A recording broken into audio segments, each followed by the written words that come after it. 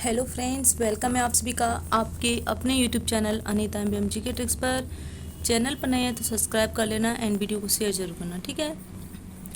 राजा महेंद्र प्रताप सिंह राज्य विश्वविद्यालय BEd third semester के जो एग्ज़ाम होंगे नवंबर में, उसका पेपर है BD 301 नॉलेज एंड कैरिकुलम, यानी कि ज्ञान एवं पाठ्यक्रम।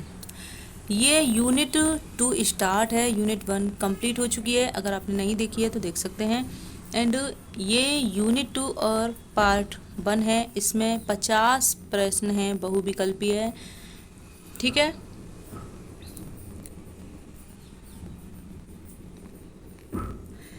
सबसे पहले ये कुछ परिभाषा हैं जो इन्हें आप देख लीजिए। सूचना व्यापक रूप में संप्रेषण योग्य तथ्यों का समूह है। ये कथन है Harrod's librarians glossary and reference book के अनुसार, ठीक है। सूचना व्यापक रूप में संप्रेषण योग्य तथ्यों का समूह है। और सूचना उसे कहते हैं जिसमें आकार परिवर्तित करने की क्षमता होती है। किसका है? यानी कि आपकी बालकनी है, ठीक है, उसका आकार आपको परिवर्तित करना है। क्या करना है? परिवर्तित करना है। तो इसका राइट आंसर है बल्किन, ठीक है। याद करने के लिए आप ये ट्रिक अपना सकते हैं। हॉफमैन के अनुसार एक परिभाषा है, वक्तव्यों अथवा तथ्यों अथवा संख्याओं की संपूर्णता को सूचना कहते हैं। जो बौद्धिक तर्कपूर्ण विचारधारा अथवा किसी अन्य मानसिक कार्य पद्धति के अनुसार धारणात्मक ढंग से परस्पर संबद्ध होती है। किसकी है? हॉफमैन का कथन है ये।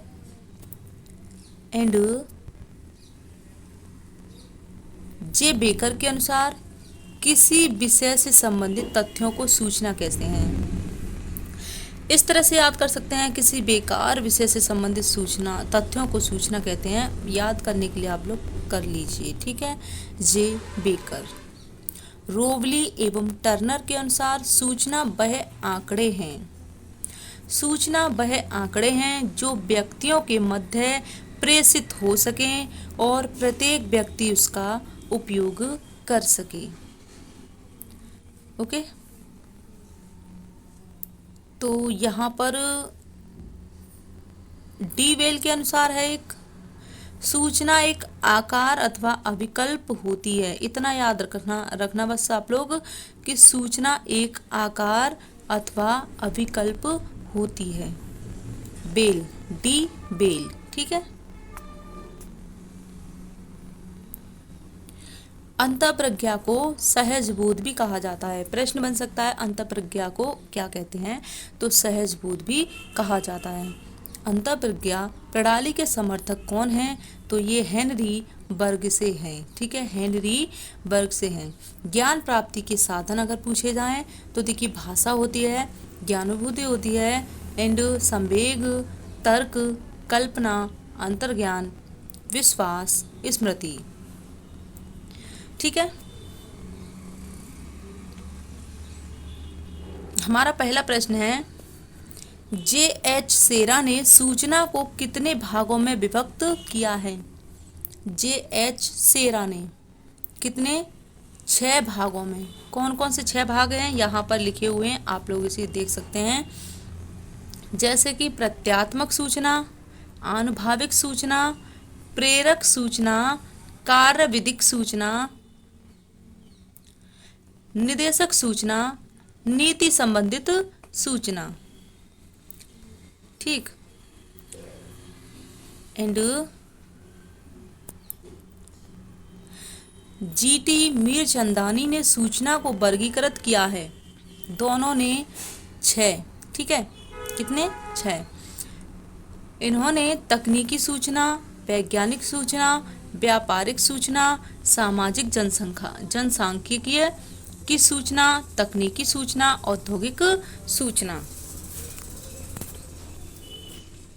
ये JH सेरा के द्वारा हैं और ये हैं GT मीरचंदानी। अब यहाँ से हमारे बहुविकल्पीय प्रश्न शुरू होते हैं। करिकुलम शब्द की उत्पत्ति किस भाषा से हुई है? लैटिन। लैटिन के किस शब्द से हुई है? क्यूरेरे। ठीक है, क्यूरेर या फिर क्यूरेरे, इसका अर्थ होता है दौड़ का मैदान। दौड़ का मैदान। ठीक है। एंड पाठ्यक्रम का आधार होता है। पाठ्यक्रम का आधार क्या होता है? दार्शनिक विचारधाराएं, शिक्षा की प्रवृत्तियां। तो दोनों होते हैं, आ और बा करेक्ट हो जाएगा।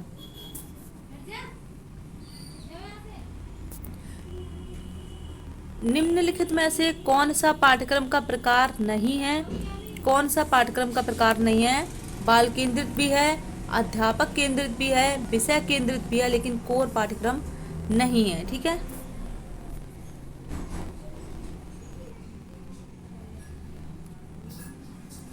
निम्नलिखित में से कौन सा पाठ्यचर्या का मुख्य उपागम नहीं है? मुख्य उपागम नहीं है पाठ्यचर्या का, आर्थिक नहीं है।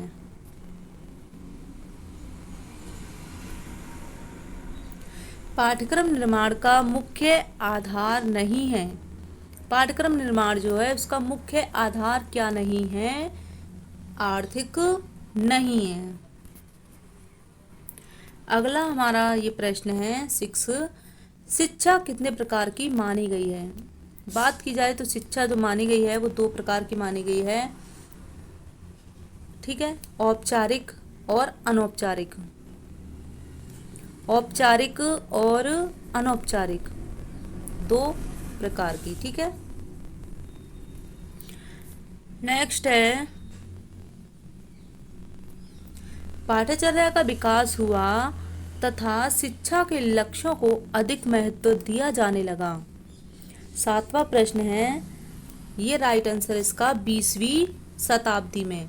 पाठ्यचर्या का विकास हुआ है 20वीं शताब्दी में।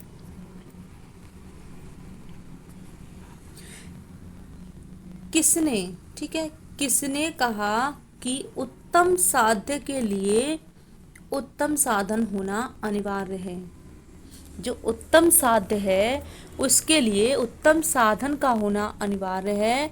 महात्मा गांधी। ठीक है, राइट आंसर है महात्मा गांधी। 9वां प्रश्न है, करिकुलम शब्द है, अभी आपको ऊपर बताया था, लैटिन भाषा का। ठीक है, करिकुलम शब्द है लैटिन भाषा का। शिक्षा के उद्देश्य हैं, देखिए शिक्षा के जो उद्देश्य हैं सदैव एक से रहते हैं? बिल्कुल नहीं रहते। उपयुक्त दोनों ये नहीं होगा, बदलते रहते हैं। जो शिक्षा के उद्देश्य हैं बदलते रहते हैं। अगला प्रश्न है, शिक्षा कैसा होना चाहिए? शिक्षा कैसी होनी चाहिए? ठीक है, शिक्षा कैसी होनी चाहिए? शिक्षा व्यवस्था के अनुरूप, समाज एवं परिवेश के अनुरूप, परीक्षा प्रणाली के अनुरूप, उपयुक्त सभी के अनुरूप।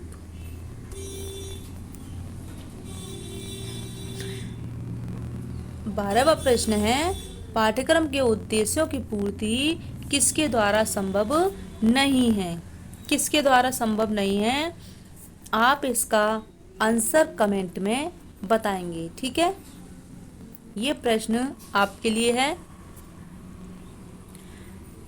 13वां प्रश्न है, निम्नलिखित में से कौन सा स्रोत पाठ्यक्रम निर्माण का स्रोत नहीं है? नेता नहीं है। पाठ्यक्रम कैसा होना चाहिए? पाठ्यक्रम बाल केंद्रित होना चाहिए, यानी कि छात्र केंद्रित पाठ्यक्रम होना चाहिए। पाठ्यक्रम विकास का आयाम है। पाठ्यक्रम विकास का आयाम अनुभव आयाम है, अनुदेशन आयाम है, पाठ्य वस्तु आयाम है, उपयुक्त सभी राइट आंसर। नेक्स्ट प्रश्न है, पाठ्य सहगामी क्रियाओं के संगठन का सिद्धांत नहीं है। अध्यापकों की रुचि का कोई ध्यान नहीं। किस दार्शनिक आधार पर निर्मित पाठ्यक्रम छात्र केंद्रित होता है? जो छात्र केंद्रित प्रकृतिवादी कहते हैं कि पाठ्यक्रम जो है वो छात्र केंद्रित होना चाहिए। निम्नलिखित में से किसे बाल मनोविज्ञान के अंतर्गत शामिल नहीं किया जा सकता? किसको नहीं किया जा सकता है? 18वां प्रश्न है, इसका जो राइट आंसर है वो डी है, शिक्षा दर्शन। ठीक है। अगला प्रश्न है, बाल मनोविज्ञान में अध्ययन किया जाता है। बाल मनोविज्ञान में अध्ययन किया जाता है, किसका किया जाता है? बालक के जन्म के पूर्व गर्भावस्था से लेकर किशोरावस्था तक अध्ययन किया जाता है। शिक्षा मनोविज्ञान उपयोगी है।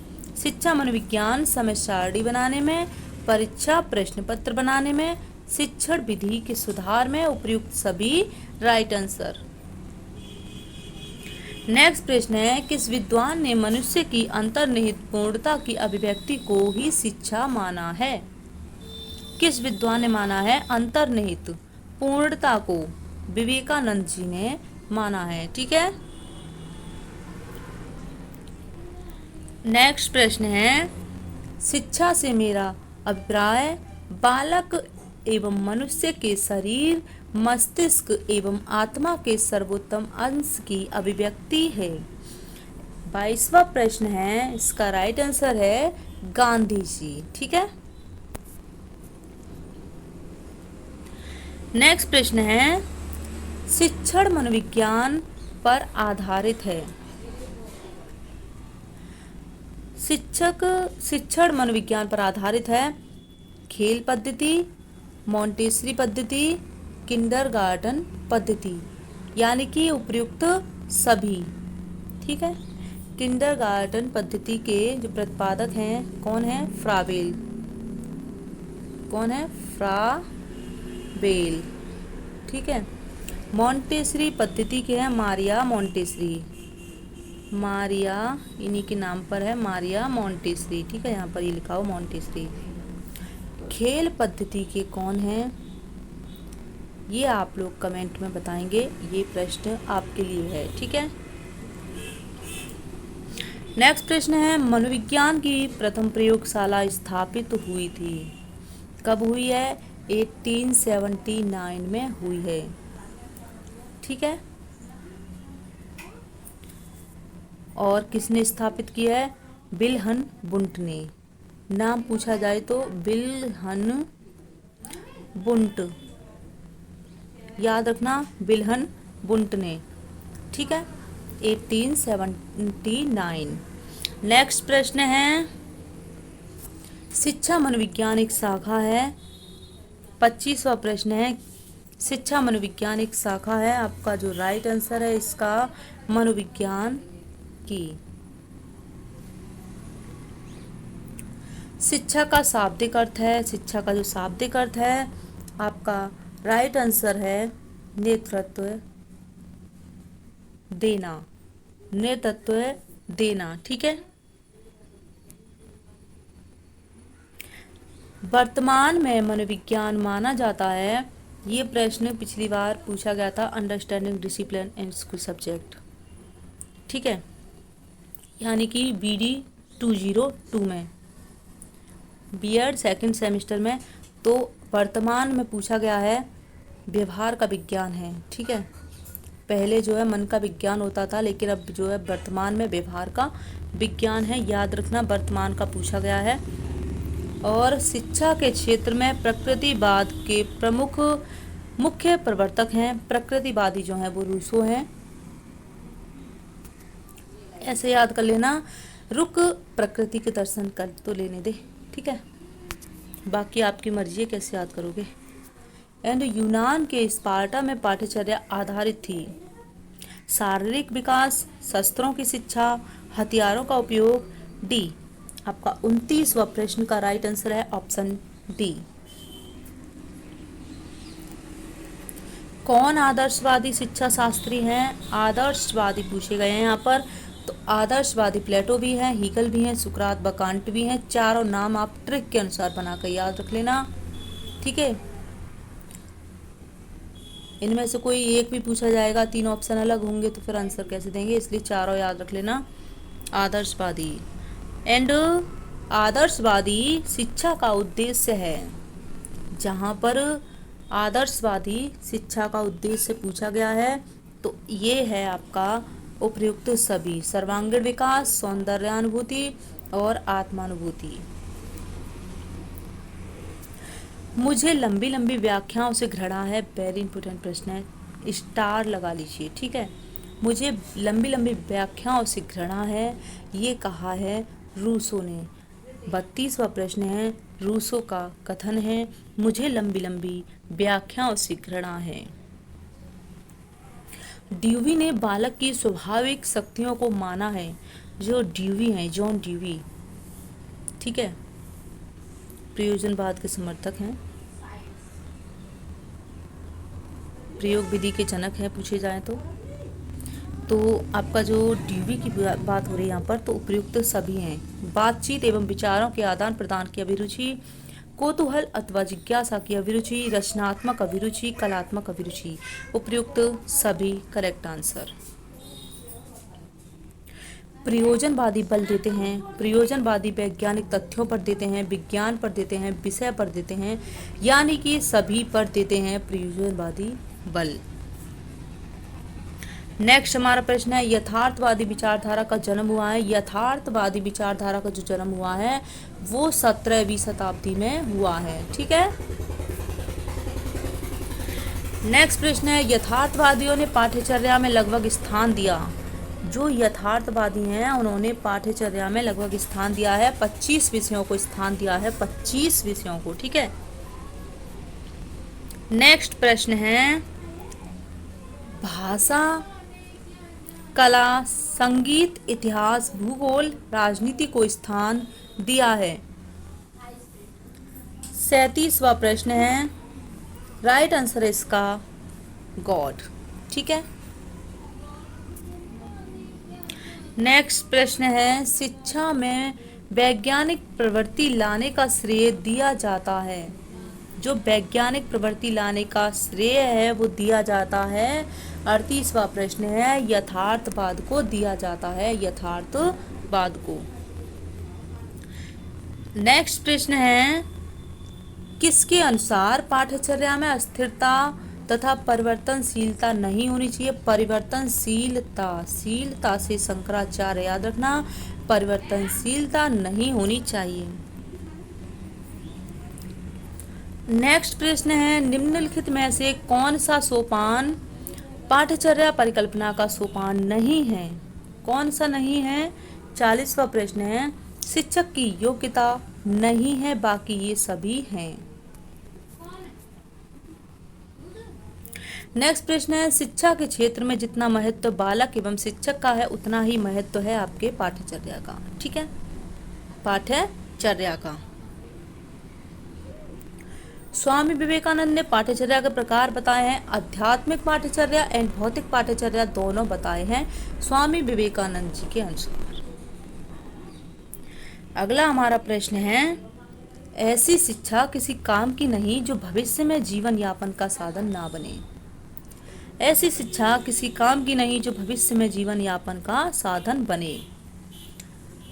43वां प्रश्न है, महात्मा गांधी ने कहा है, ऐसी शिक्षा किसी काम की नहीं जो भविष्य में जीवन यापन का साधन ना बने। ये पाठ्येतर पाठ्यचर्या के अंतर्गत आते हैं एनसीसी, रेड क्रॉस, स्काउटिंग, उपयुक्त सभी हैं। ठीक है, तो इस वीडियो में हमारे 44 प्रश्न हैं। 44 प्रश्न हैं इसमें। ठीक है, मिलते हैं नेक्स्ट वीडियो में।